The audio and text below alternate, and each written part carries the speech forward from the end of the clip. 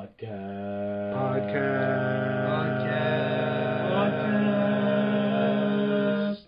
Are we saying podcast? Welcome back. Two fanboys and filthy casual. This is Dennis. This is Lewis. This is Harold. And for those people who notice the way the sound works, no, we have not gone back down in quality. Turns out it's pandemic again, and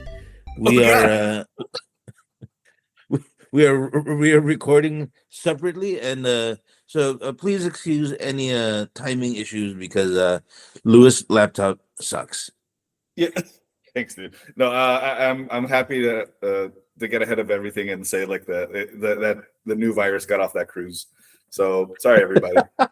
See, you guys always are like, how come Harold doesn't want to go on cruises? And then you see these things where it's like the hantavirus is massacring rich people in wherever the hell they are, you know? And then it's cruise, like poop cruises, and then like missing like hot girls. I mean, not like I'm a hot girl or anything. But we're joking around, but remember, Ebola virus is for some reason running rampant again. So that's what I'm saying, dude. Dude, yeah, man. It's like just keep the boats in the ocean for now. Like we're good. Like, whoa, dude.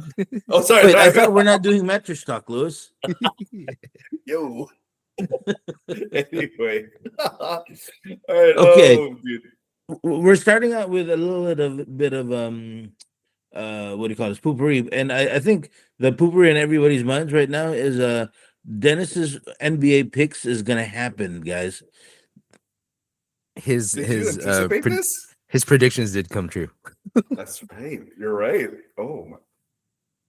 So if the New York Knicks becomes the next NBA champions, just like Danhausen, I've accomplished something. Has he come out and cursed the Spurs yet, or are we waiting for that Stephen A. episode? Oh God! See, there's the problem. Is like, do we cheer for the Knicks because you know they're a talented team with fun people like Jalen Brunson and Josh Hart, or do we go against them because Stephen A. Smith loves them? No, I think we go against them because Wemby's too young to get that title. Oh, they said the same thing about Tim Duncan. What? Back in 1999? Yeah. The last time these two were in the finals. Last time they met. I know. Dude, I love but hate having like a teenager because he's like, oh, last time they played was 1999. Where were you, Dad? Like, oh, so well, one of us was two of us were in college. One was in high school.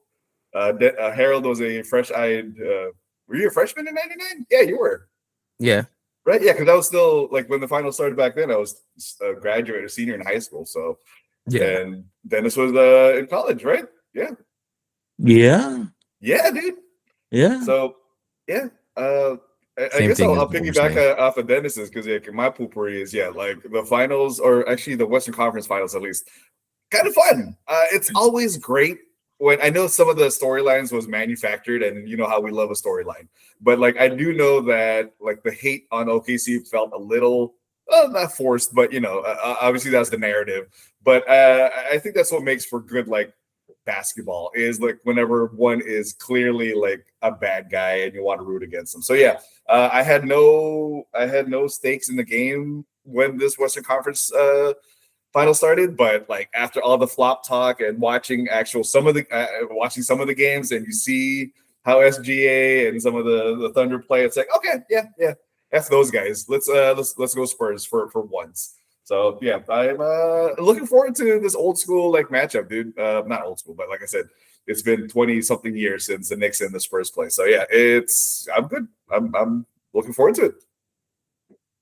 So the question is, who are you rooting for? I already told you my prediction last time.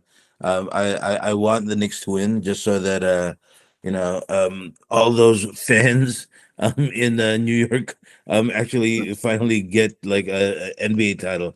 They get way too many baseball ones, but we need to give it at least one. Yes. I don't know. You H?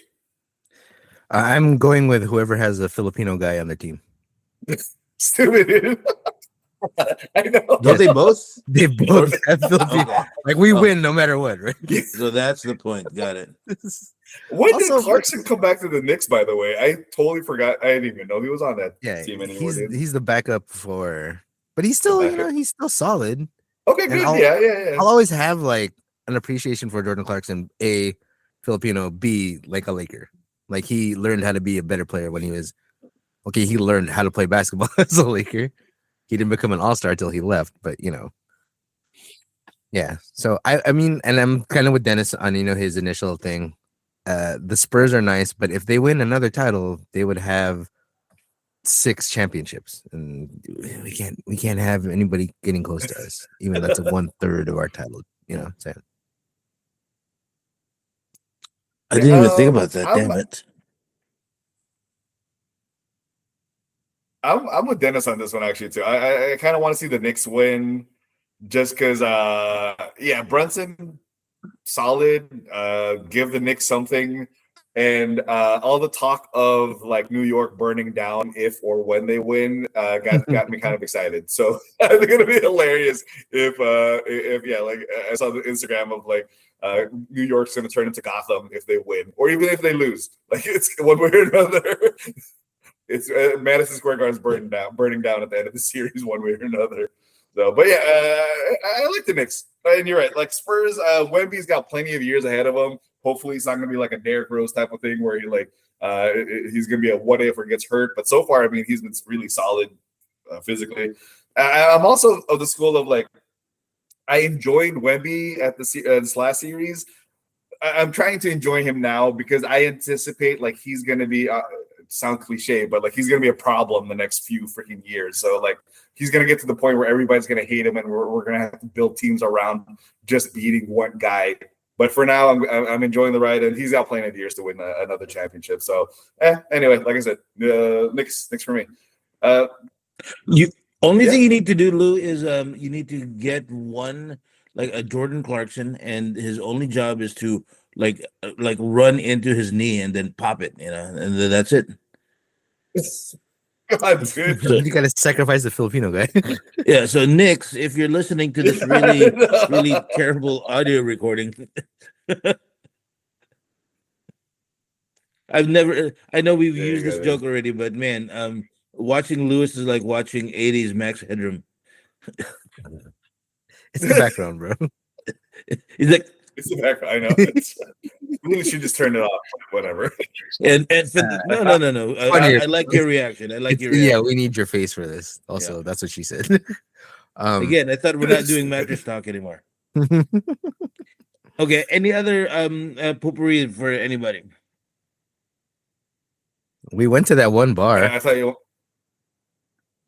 Oh yeah, dude. We got to check out that last canteen. What do you guys think, dude? Like I thought it was fun. It's so funny to me how things kind of like find a life of its own on socials, I guess. As much as I say like it shouldn't really matter what's online or whatnot, but I like how it's advertised that way. But anyway, we went to this last canteen. All 3 of us got to check it out. Our 4th dorkiest podcast mate, Kurja, was in town for a little bit, so we actually got to check out the last canteen on Ventura Boulevard. Their gimmick is, what would you call that, H? Like it's supposed to be like post-apocalyptic, but yeah, that's what the title of like their About Us says. So it's supposedly like Mad Max, Fury Road. What's the other thing? Fallout kind of thing. Yeah, right. Yeah. So it's a bomb shelter. Which, and this is the only thing I'll say about that place is I would really love to find out what the timing is for when those lights turn off, because it was bothering me every time it happens. Yeah, because our friend Janelle goes, it's every half hour. I go, no, it's not. I didn't say that out loud to her because sometimes she scares me. But then like she goes, yeah, every half hour. And then when it came on the next time, I go, that was like 23 minutes. I go, nobody's hitting. There's a random guy in the back just like, let's see how many times we can piss off the Filipinos in the corner here. But yeah, it was. Otherwise, I mean, as someone who is, what's the word? Not a drinker, sober. It's cool. Aesthetically, it's very nice. We got a pretty decent reaction to our TikTok of me walking through to "It's the End of the World as We Know It." So Yeah, fun times. Good choice. Dude. I thought it was terrible, dude. Like, am I the only one that like in terms of theme wise, like I enjoyed the company. Mhm. I thought the food was good, but in terms of theme wise, that was like the lamest. Like, if it was what it was supposed to be, it Mhm. was kind of lame, dude. Like, it's like if you put like a sticker of Ariel in it in a bar and call it like the Little Mermaid bar or something like that. That's what it felt like. But review wise, food wise, I thought it was really good. Drink wise, Mhm. it was actually really good. In terms of the theme, I'll give it a C, a passing grade. Okay.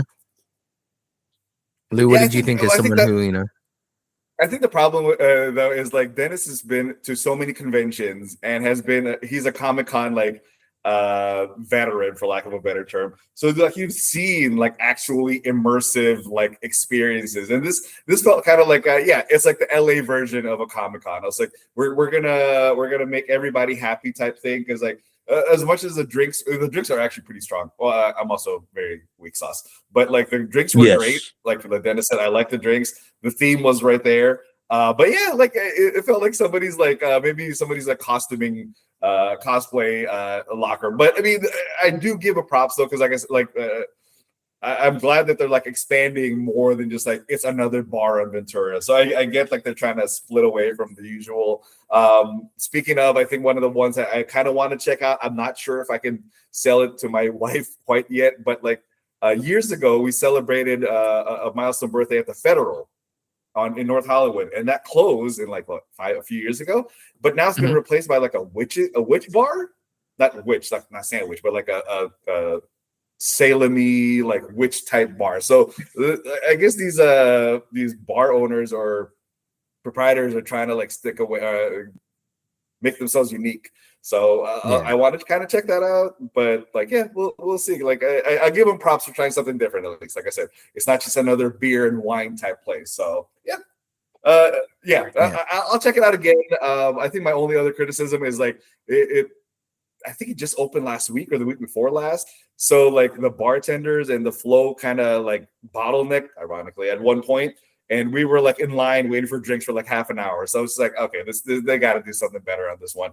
But again, I mean, what do I know? I know we have friends who operate and run restaurants and whatnot, so maybe they have a better idea how to do this thing. But yeah, that's probably my only qualm for that one. Anyway, we'll check out other bars. Follow Harold on our TikTok, because he's out there actually doing things. So good for you, H. I would have liked to do the thing at your birthday.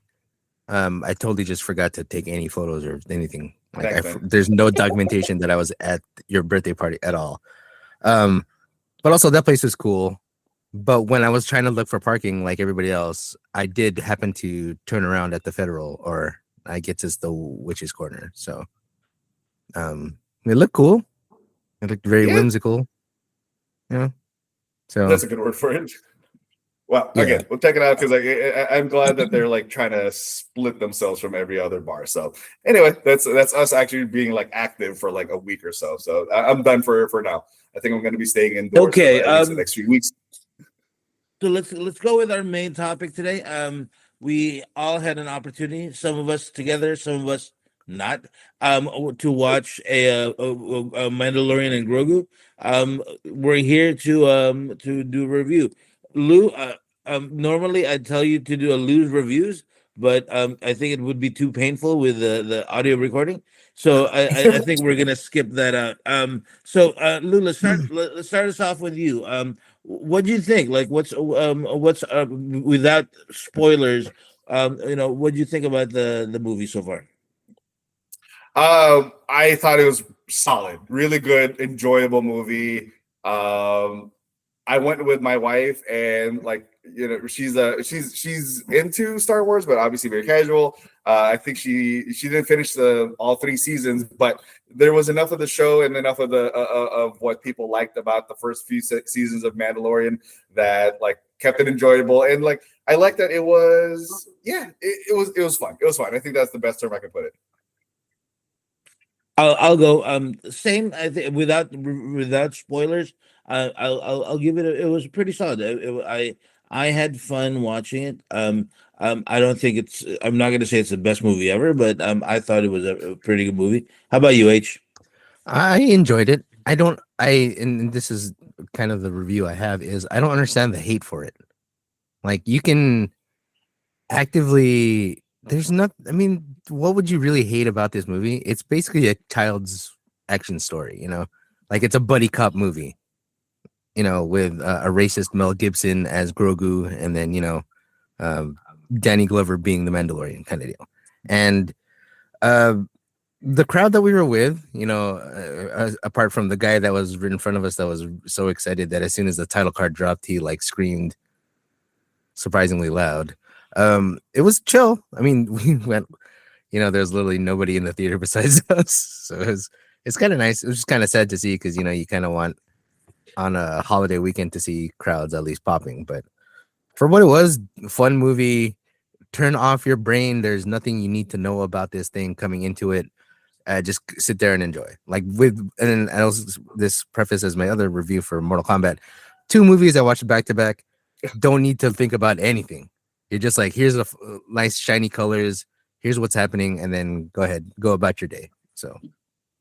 So next, I think I'd like to talk about why. Like Harold's question was, why do you think it's why the hate? Like Harold and I did a discussion last episode as to some of the issues that's plaguing Star Wars. And I think one of the things that we talked about was the problem. Like I said, I liked it, but I think the reason why I didn't go for, oh my god, it's such a great movie, was I think it almost felt like it was an intentional thing by the producers to kind of address the issues from before, where people were complaining. Like Lewis said, Nini didn't watch the didn't watch all the Grogu stuff, and I think that was one of the issues that people were having. And so it almost seemed like, let's just get rid of everything except for Mando and Grogu, like Yeah. basic idea, and let's just do it. So all the world building that Mando did before, all the characters, all the things, well, not all, but most of the things that fans who actually loved and actually paid attention to it, we were kind of, we were kind of not given that. And I think that was part of it. There were some Easter eggs that we saw, but I think the fact that at least for me personally, it seemed like they decided, let's make this movie accessible to every single person as much as we can. And I think that actually hurt it, because like the hardcore fans kind of felt left out, going, what the hell, and yes, you're right, that it's a little kids thing, and little kids would love this, but again, who is the target audience? No, it's weird to me. You're right, because I do wonder who the audience is, in the sense, like, after 3 seasons of a spin-off with Book of Boba Fett, this felt like a long episode, which I guess it depends on how you look at it. It's either good or bad.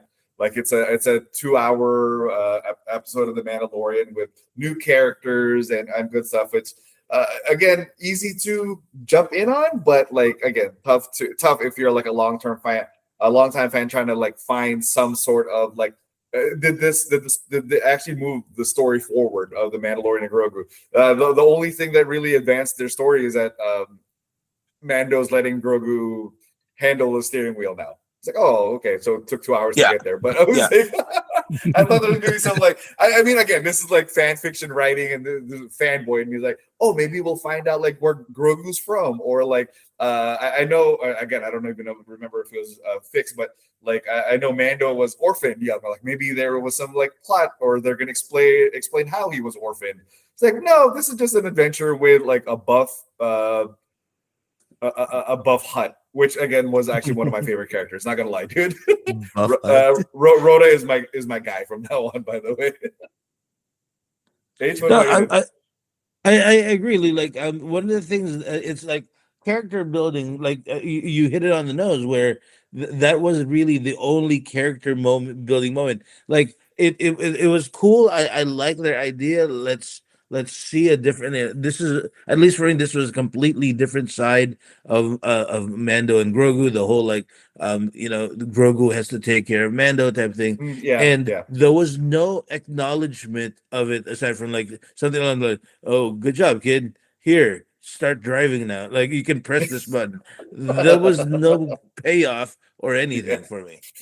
yeah, yeah. As a dad whose kid just started driving, it was very like, oh yeah, that's probably the same thing. Yeah. I mean, the whole thing felt very low stakes.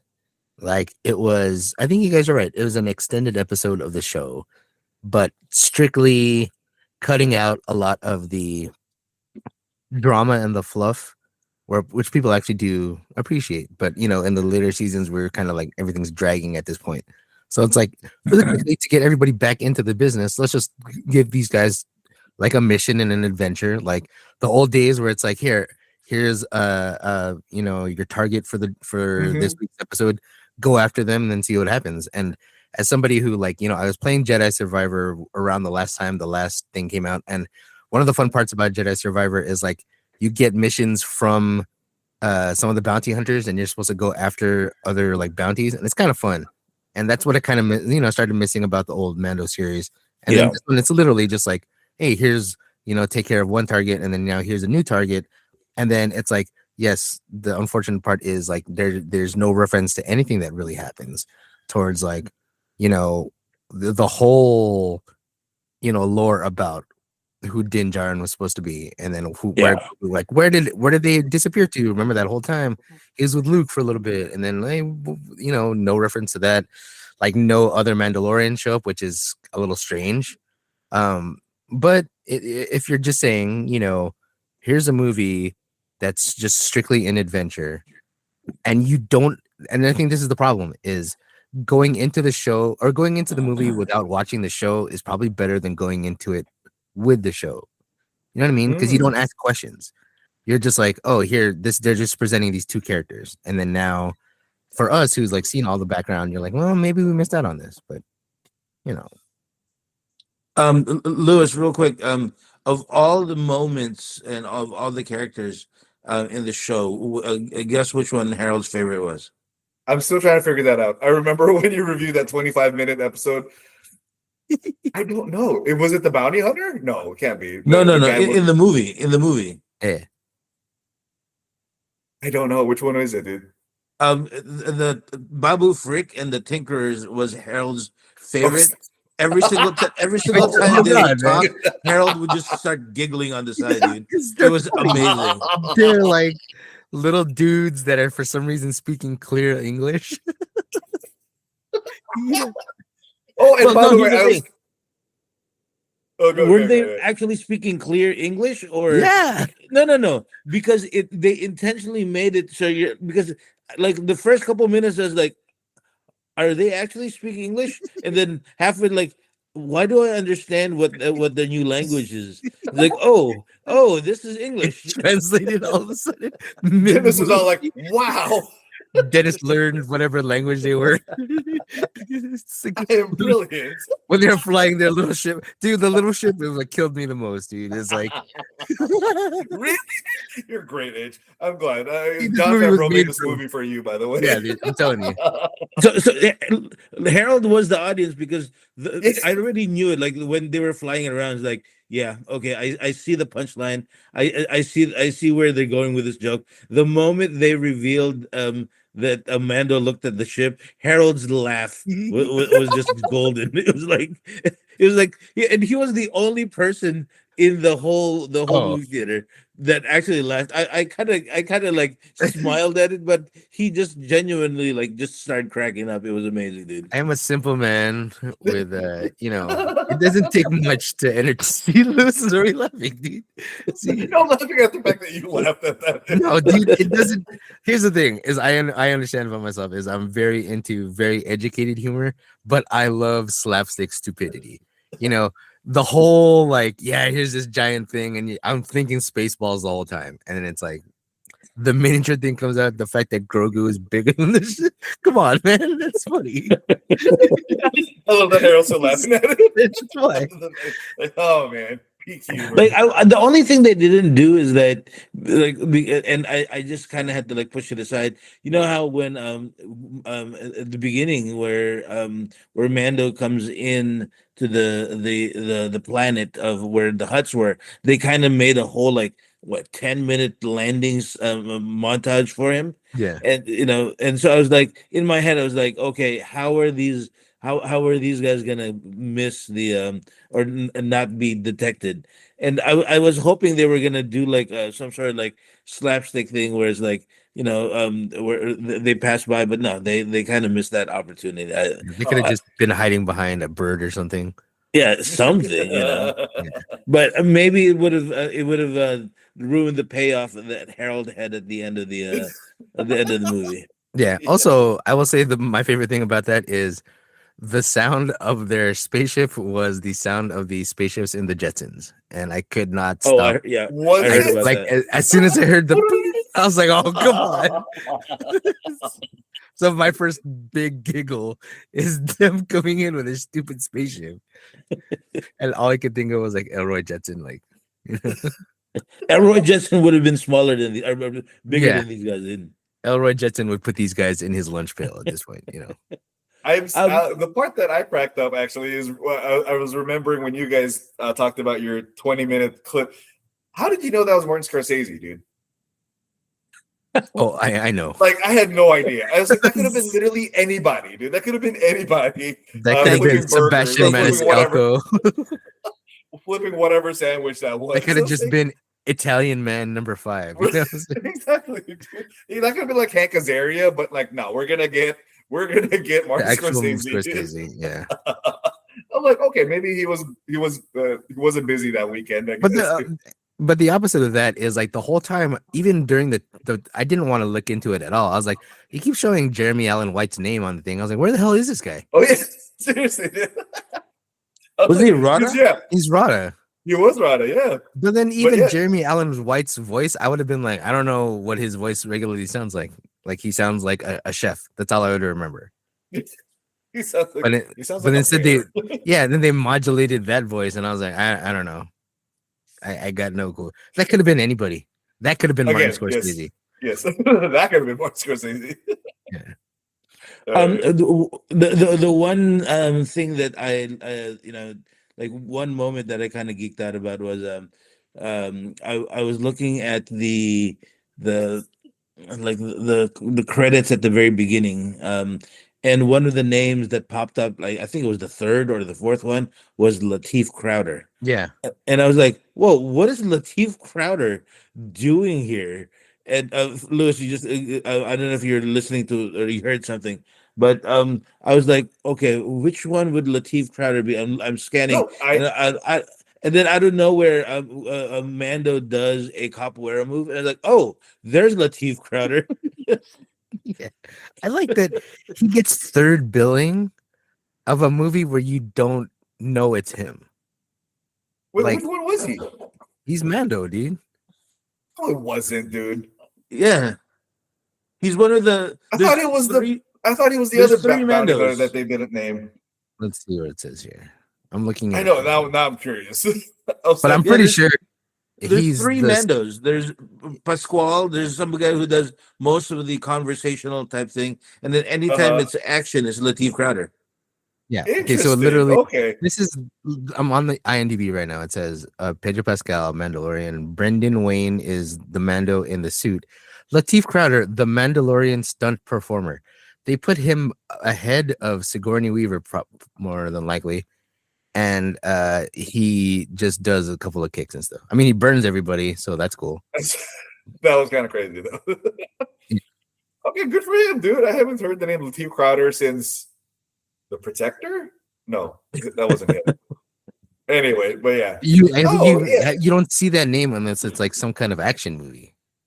Yeah, dude. Yeah. Okay. Like he never. I'm like looking at his thing. All it knows is like stunt actor here. Obviously, that's what he does. Dude. So, the other thing I kind of want to bring up, what did you think of the um I don't even know what to call it. Where at the very end of the movie, and spoiler alert, everything is looking bleak, and all of a sudden Sigourney Weaver comes in and saves the world. One of my favorite things that I thought about is the moment it happened. I was like, oh my god, did they just kill all of those huts? Like, Oh, I know they were supposed to kill, like, the the, two The bad twins. people, but that thing exploded, and there were so many like huts that were just like, walking around, like at the beginning of that thing. All of those dead, dude. poor, all those poor huts. Dude, you're right, man. The This Alliance this literally just committed genocide. Or this is the worst version of the Clerks discussion about the Star Wars, the Death Star. Yeah, Because the people in the Death Star, technically, they would have like escape pods, possibly. There's no way a hut is fast enough to get out of that explosion, bro. yeah. to get out of that tree, whatever that thing was. You're right, dude. Oh my They god, just dude. And, okay, massacred yeah, on they're AAPI actually month. okay. I'm glad you brought that up, Dennis. But yes, yeah, Sigourney Weaver totally killed those people. But speaking of, it reminds me of the beginning of the movie, or the beginning of that. When Mando first comes to whatever that little treehouse thing is, there's a scene where you blink and you miss it, and I had to text some, double check it. Like they walk past these rooms with huts, right? Yeah. And there was a scene or two where they're like rolling around, and I'm like, what is happening in that room? I'm like, wait a second, dudes. This is a PG movie, guys. Yeah. It was like, They were having mattress talk, Lewis. That's the answer to this. so yeah, dude, that was I think we all I was know what like, the answer is to that, dude. I'm like, John Favreau, you freak of nature. Yeah, dude. that wasn't his tail. You know what I'm saying? I'm like, did we have to add this, John? I was like, Yeah. yes. That was not their snail trail this time. By the way, I like the fact that they have they choose. No, there were so many recurring characters I thought was going to come. Like when he needed to retrofit the new his new ship. I thought he was going to go to that one lady that's always his mechanic and everything. Oh yeah, Um, that's yeah. Yeah, but the one for some reason the one recurring character that they chose was the Asian X-wing fighter. That guy needs to just be in everything. Well, Yes. like everything that is Disney Plus TV, he's in. Yeah, Right? What's his name again? I think so. Yeah, I don't even know. Is that the guy from Kim's Convenience, or is that a It's different guy? convenience. Yeah, that's, Yeah, that is him. that's the dad. Yeah. So hey, good for him, There you man. He's getting his paycheck, and this summer he'll be back as General Iroh on Avatar. I think, yeah, Oh yeah, you're right. yeah. Okay. Anything else you guys want to bring up about Mando and Grogu? That one scene where it's just Grogu for like 25 minutes is the best part of the movie. You think so? Okay, It's I'm glad you brought it up. because I thought it's it was so childish.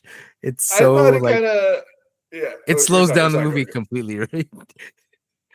But it's just funny because it's like we depend on Pedro Pascal, the Mandalorian, carrying the whole movie, and then it's like, what do we do if we take out the Mandalorian for like 20 minutes? And then it's freaking Grogu ex machina, and Yeah. he has all the powers to bring him back to life, and then he just happens to do a pretty decent job. He doesn't get to do much. I feel bad for the kid. He doesn't get to do really much in this movie, and that's like the most important part for him is that one sequence. So that's why I'm just giving him his props for that. Okay, all right, fine. I'll give him that too, I guess. But I just thought it was a little jarring, dude. Not gonna lie, because it's like, okay, so he got poisoned, and maybe this will be like a quick, like he has to sleep it off. It's like 20 minutes later, like, oh, Yeah, here's like swamp dad, fish guy, and we'll never see him again. Who? Okay, who was that guy? I didn't look up the credits. Who was that guy? Or who was? Oh, Lewis. Was there an actor in that one? Or Lewis, his name was Jin Jaring. oh, shut up, dude. Now I'm gonna have to look up who. No, the part that kills me about that whole thing is like Mando gets knocked out 3 different times in this movie. Yeah. Like every time they capture him, he's like getting knocked out. I'm like, dude, how many times do you have a one scene where he's like waking up again? I'm like, come on, bro, stop it. You got a mask on, use it. Yeah. Fil- It's supposed to be filter made the of like poison gas out. the hardest metal, dude. Seriously. No, and I do like. I was wondering if Dennis got a kick out of it because, like, of course, they have to have a Spider-Man, a Tobey Maguire Spider-Man scene where it's like, "Oh, helmet taken off." It's like, okay, thank you, Pedro. We get it. Pedro Pascal is in the movie. We appreciate it. Thank you. And he got his paycheck, I guess, dude. Yeah. I know. Like, did they really need that shot of Pedro Pascal? Because, like, I know he seemed a little perturbed about it at the beginning. Like, I will kill you, and then that was it. There was no other consequence. Like, okay, I swear to like, God, take this, we'll kill you. It's like, okay, dude. yeah, like if I were the twins, I would have taken video, a holographic video of it, something. But it's like, haha, now I'll kill your baby. Like, Yeah, I know. let me take him down real quick. Yeah, and Mando's solution is to kill everybody in that cave. yeah, Yeah, It's brilliant move. firebomb where I am, like every inch of it. It's like, you've seen my face. I saw the back of your head, bro. Especially by the way, it's one of those things where it's like the Indiana Jones argument where he even without the X-wing people, they would have still survived it because they jumped out of the whole thing. So, like, I don't understand. Blowing up the whole thing. Yeah, and killing a whole race of Hutts. You know, sometimes Yeah, Sigourney they were Weaver, her hatred for aliens has gone too far. You know, she saw, you know, That's a perfect rap right there. she saw one of the, man. she saw another one of the Navi, and she was like, "Oh, getting flashbacks." I'm gonna get you, mother.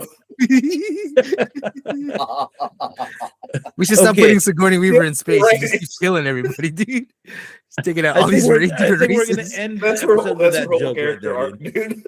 I Yeah. didn't know that. God. Okay. Oh, okay.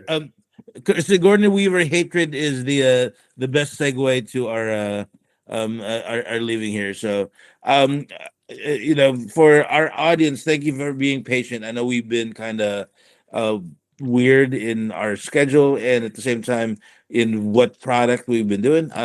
Like we said, we still have a couple of weeks of this. What our iteration of this episode next week, we don't know, but I truly hope you still like it, and thank you for those people who have been patient and have been paying attention and actually been listening to us. So thank you very much for that. If Yeah, we you appreciate it, guys. yeah, if you liked our episode, hopefully you like and subscribe. But also, if you want to listen to our old episodes, you can take the two fanboys the two fanboys one casual.podbean.com for all of our old audio episodes. And on Facebook, you can find us. Just type in the search bar Two Fanboys and the Filthy Casual at our main page, as well as our group page of like-minded fanboys, fangirls, geeks, gamers, and other pop culture enthusiasts. And then everywhere that we're on socials, it is Two Fanboys One Casual. That is TikTok, Instagram, on YouTube, and anywhere else you find your favorite podcast, we're there as well. Thank you to everybody in these random countries that we would never be able to pick out on a map that are listening to our old episodes. Much appreciated. Also, and I think Den, I don't know if we mentioned this, and we kind of mentioned it in the last episode, but we didn't mention it. Hey, happy birthday, Lou. Oh, thanks, dude. It took a while, but we were gonna get there. Thank you, dudes.